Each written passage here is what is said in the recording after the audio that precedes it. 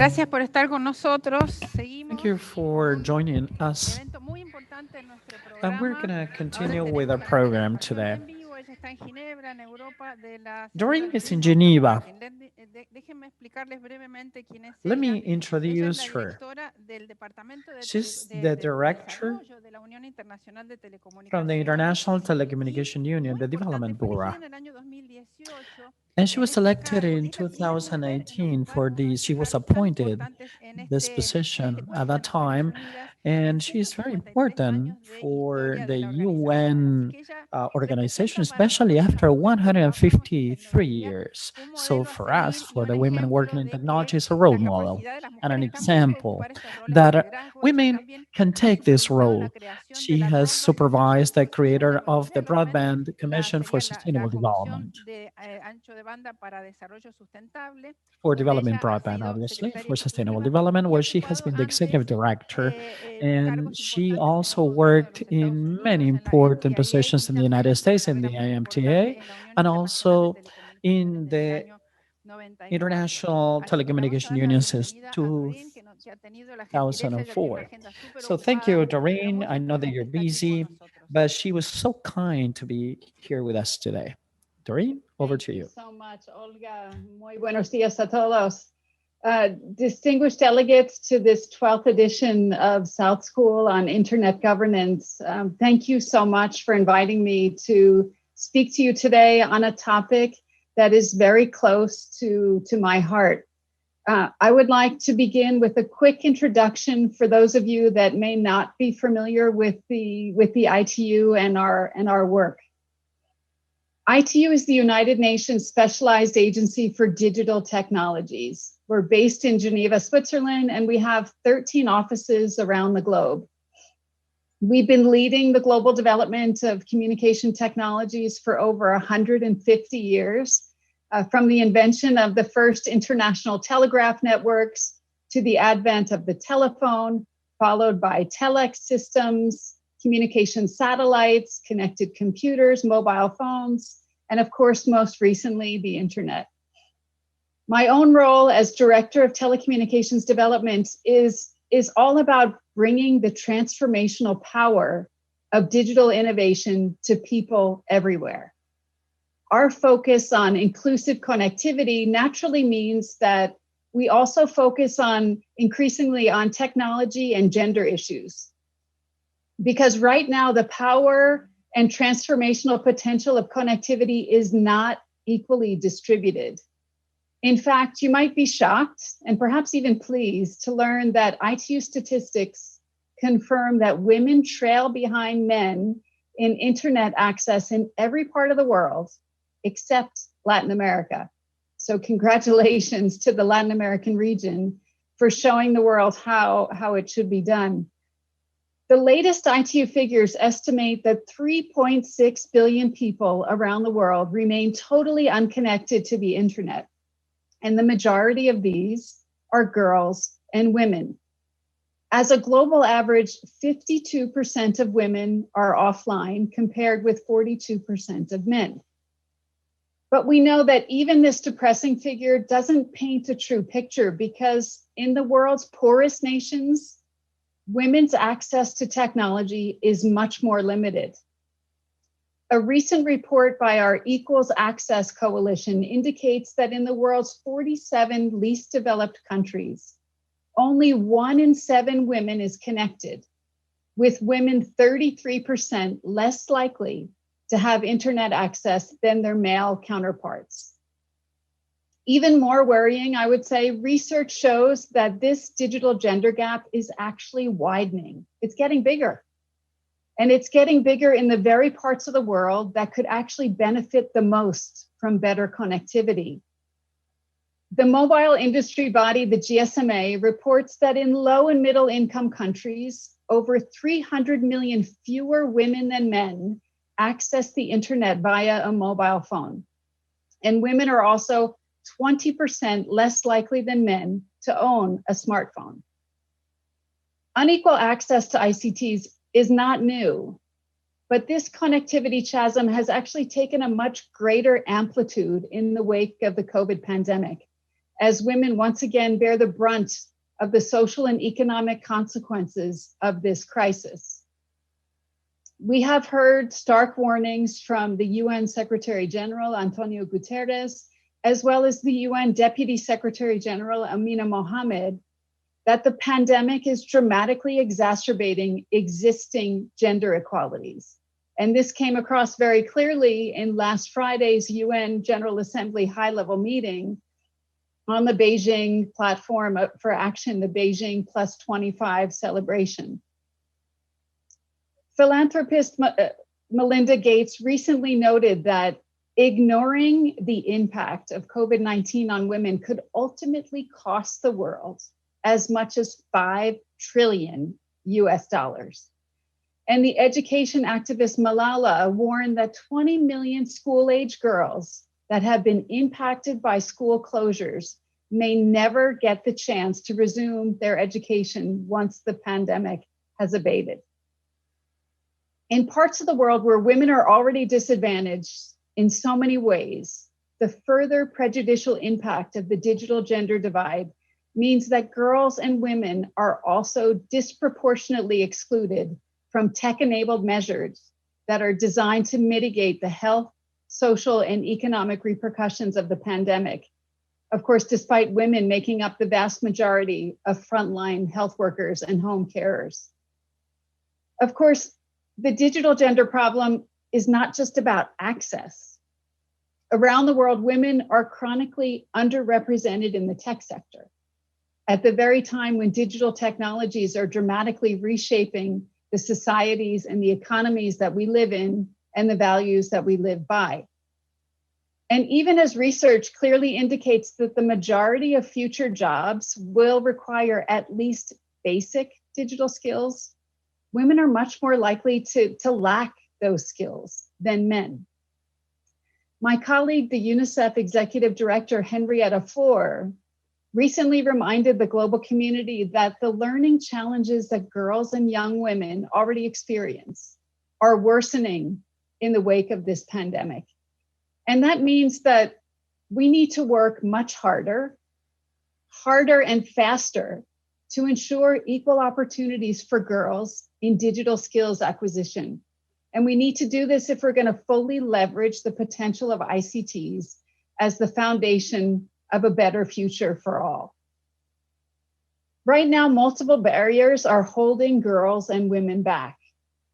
Poverty and lack of affordable access to devices, lack of exposure to ICTs and lack of training in digital literacy, lack of relevant content, particularly in local languages and in formats that can respond to women's, in some cases, lower literacy rates in poorer countries.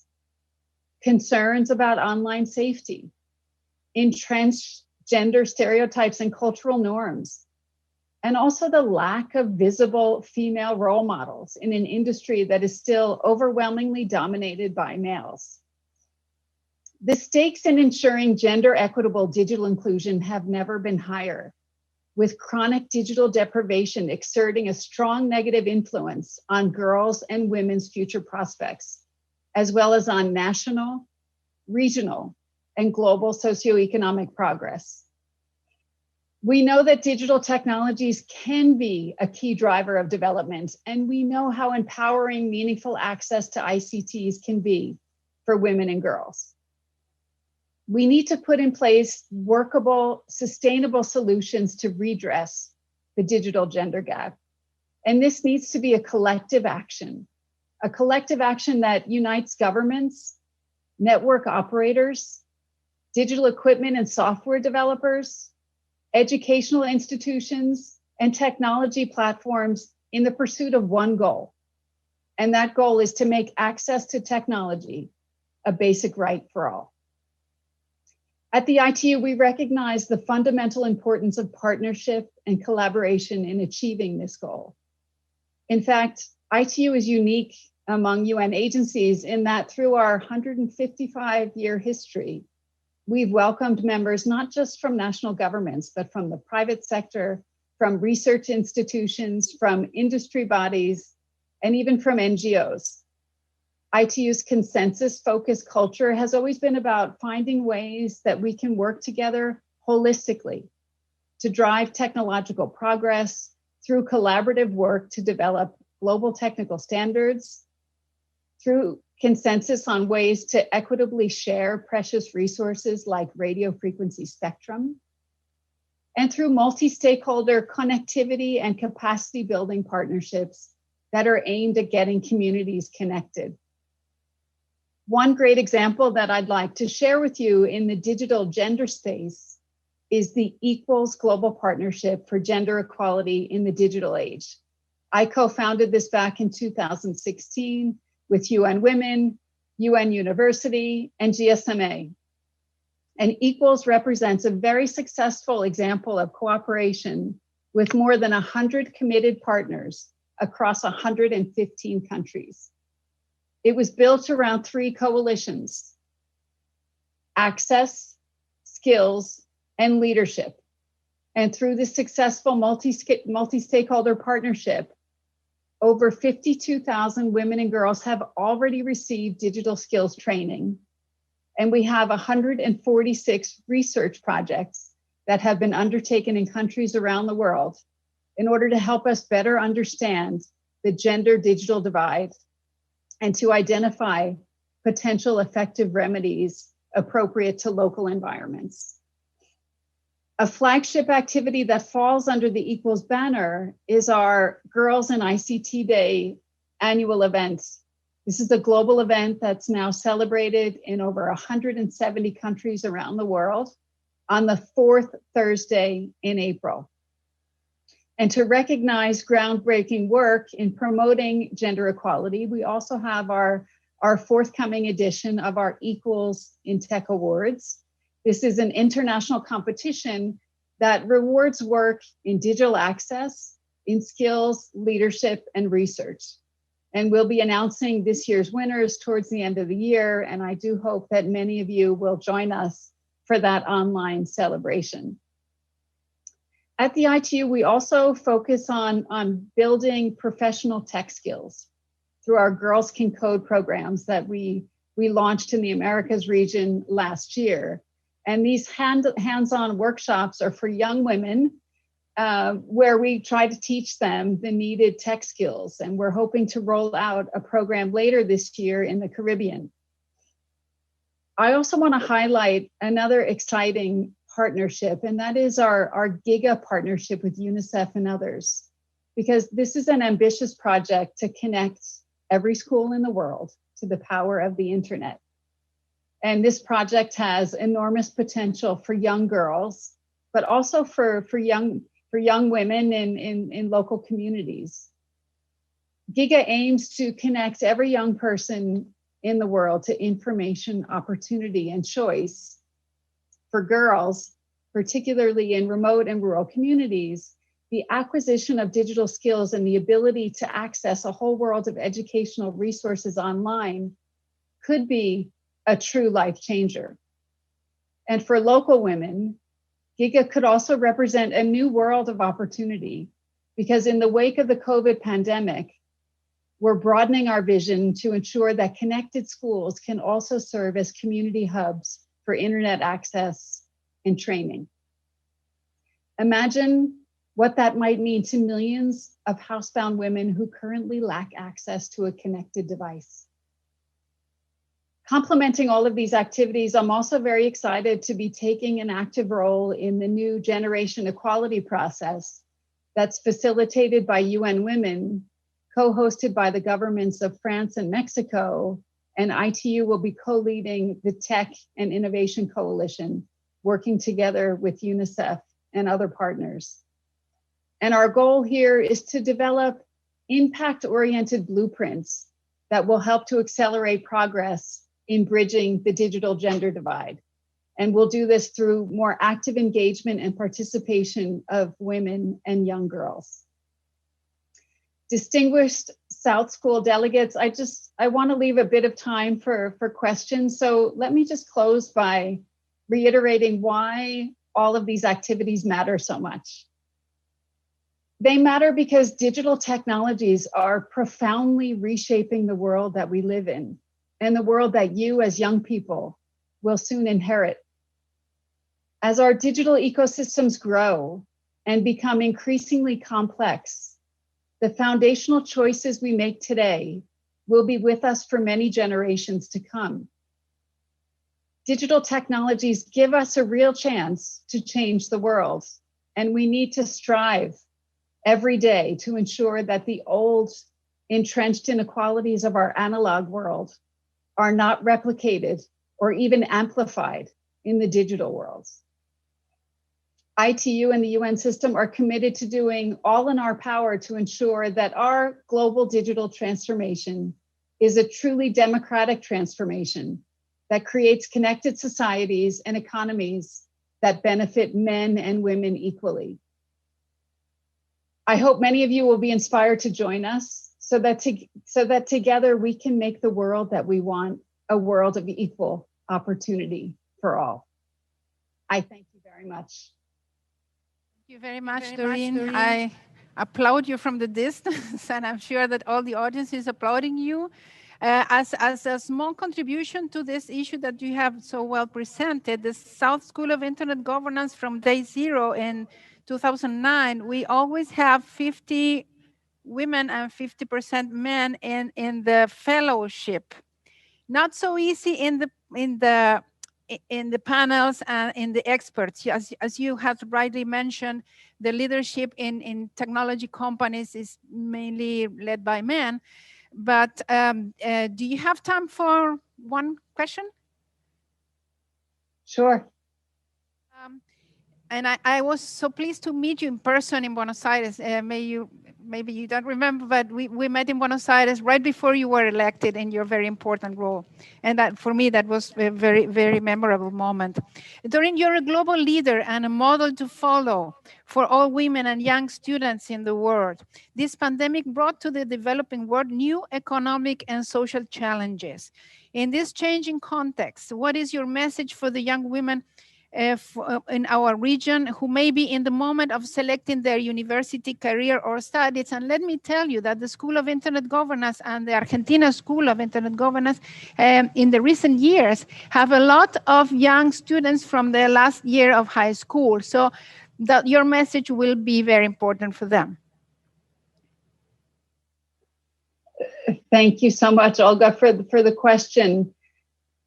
I think that, that inspiring girls and young women to pursue a career in technology has been a passion of mine for many years. And I think when we look in particular at COVID and having put the spotlight on the importance of connectivity and the impact of digital technologies across essentially every single sector of the economic activities as we know it, I would say that getting tech qualifications is one of the best choices that a young girl or woman could make. It doesn't mean that you have to end up in the tech sector, but having that understanding and background in technologies, I think, is an important contribution regardless of where you choose to pursue your careers, because really digital technologies can transform lives. And if you choose a career in medicine or education, even art history, I think digital applications are absolutely everywhere. So I would encourage women and girls. I have two daughters, and I've always encouraged them, get the basics, because it will set you on a good path regardless of what career you choose down the road. Thank you very much. One more question, or you're very busy? You let us know. Please go ahead, por favor. This is the last one. There seems to be general agreement that having gender balanced working team produces better performance, more innovation, and better outcome. We have seen some concrete actions in different parts of the world. And I remember, for example, one law in California making the rule of having women in the board of directors of technology companies, or quotas established in some places. Which could be other concrete actions that could be taken in consideration to try to bridge the gap? Because I something I always say, we talk a lot, which is fantastic. We talk, but we have to think about concrete actions that could change that reality that you very well explicitly said in your speech. Well, thank you for that. That's a great question. Maybe to start, I mean, I think it's important to note that the research out there overwhelmingly shows that having a gender balanced boardroom and diversity within teams delivers better corporate results. And sort of along those lines, of course, there was a recent study by the Peterson Institute for International Economics that showed that shifting from no female leaders to 30% women in top management was actually associated with a 15% increase in net revenue margins. So I think, you know, the economic evidence and proof is absolutely there. And there's, you know, many studies out there. I think there's positive trends, as you mentioned, and I think there's been a sort of longstanding reluctance to impose quotas, but nevertheless, we have made some progress. I would say we're breaking down some of these barriers. Still a long way to go. In Silicon Valley, for example, women still occupy just 1 in 10 senior positions. And linked to that, only 2% of venture capital funding for startups goes to female founders. So definitely more work needed there. But I think what's important to know, to really change this paradigm, we have to overturn that old sort of stereotype. There's lots of unconscious bias out there, and I think that's something probably that we're all guilty of. So we need to tackle that as well. I would say there's no shortage of qualified women out there that are ready to occupy these senior roles, and this is something that we try to tackle in our Equals Leadership Coalition. We really try to look at ways that we can foster, encourage, and enable women to step up and get out there.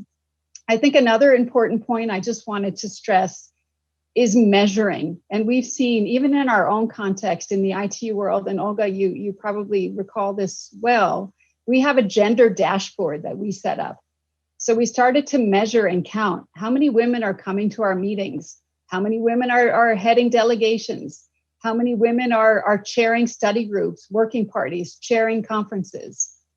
And then we went a little bit further and we started to track how often are women speaking. Are they taking the microphone? On what topics are they speaking? And it's really important to be able to track and measure, because when you're tracking and measuring, I think, and you put the spotlight on this, I think that's where you can finally move the needle.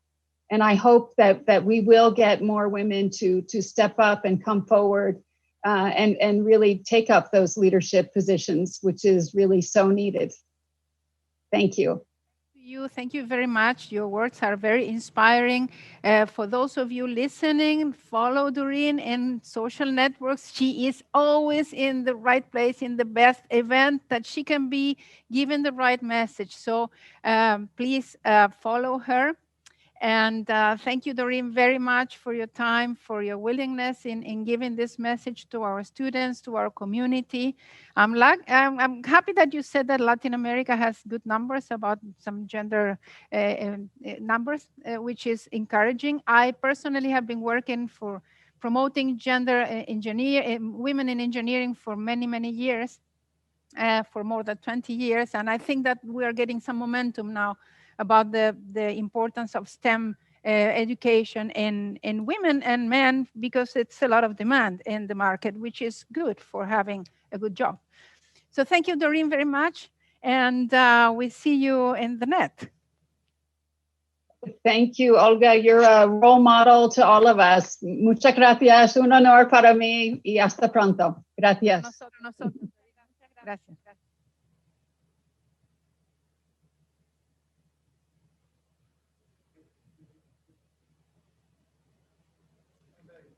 Estamos al aire. Bueno, estoy emocionada, la verdad, que haberla tenido. That was pretty exciting. it was that was a very special moment for me. Those who know me know that I am behind gender equality, particularly in STEM studies and in companies and leadership roles when it comes to boards. We have a long road ahead of us. I think she expressed in a very interesting way that the fact that the gender gap has widened over this during the pandemic, we have to work on changing the paradigms. But I think the whole business of quotas is quite interesting to help change paradigms. We saw, for instance, the law in the state of California, which obliges tech companies to have a certain number of women on the board, and because there are very few of them. And I might say, well, why the board? Because the board of a company is the one that gives the company its character and sets the course for its development, and also sets guidelines for the rest of the staff. So there's a group of ICT girls in Latin America. They're online in Mexico. There's lots of us. And I think that slowly we're beginning to change this paradigm. And obviously, there are lots of men who are supporting us as well, because the idea is diversity, isn't it? It has been shown that diverse, inclusive working groups lead to better results in the companies. Obviously, a company wants to produce the best results possible for its clients. So that's worth taking into account. We're going to have a short break now. At 12 o'clock Argentine time, we'll be back with a very interesting talk given by two people from the Polytechnic of Madrid. We all want to be connected. So what happens to the environment? What happens to the world if everybody connects at the same time? What does this mean for infrastructure and global warming? Jorge Perez Martinez and Jose Felix will be talking about this. And then we'll be hearing from Bruno Ramos from the regional office of the ITU after the Polytechnic University of Madrid. So we'll see you in 45 minutes. And thank you for being with us.